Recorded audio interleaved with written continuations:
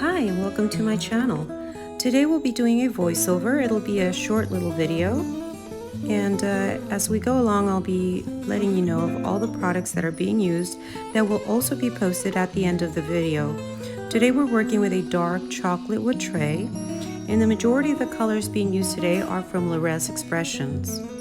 So the first color you see here is the Midnight Black.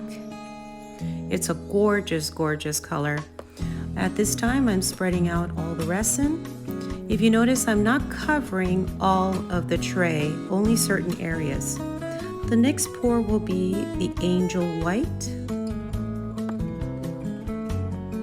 And you see, I do a little zigzag motion. And the next color coming up will be the Silver Metallic Pigment by Rebel Glitters. After that, I do a little blowing, which will give it a really nice deep effect. I'm only going through the lines, as you see. And then the next pour is just a little bit more black, zigzagging around. And I will also do a little bit of the white until I get the color or the effect that I want. At this time, you see me pouring a little bit more silver. It's the same colors. And then at one point I may pour a little bit of the white just to give it a little bit more effect. And where you see me going over with the wood stick, you'll see I'm only going over the zigzag lines, not affecting the rest of the area where I used the straw to give it that depth effect. Everything else you see me pouring will be a little bit of white, silver, and black again that I had a little bit of leftover from my containers. And the next pour that you'll see will have a mix of the gold, copper, and silver flakes.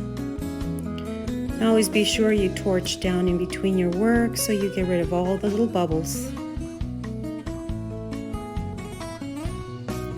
And after this pour, I will also be mixing in around 2 rounds of the Stardust. This is a really pretty silver, sparkly, shimmery glitter, and this is from Resin Expressions.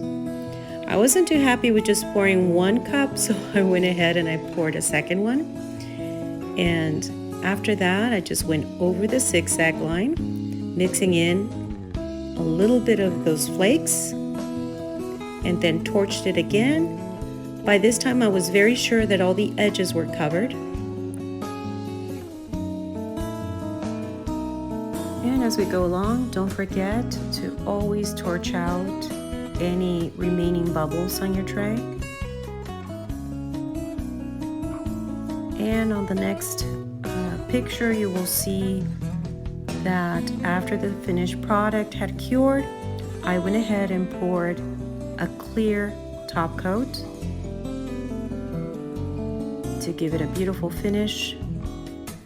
Personally, I love to use these awesome silicone paddles. They just work wonders for those coners.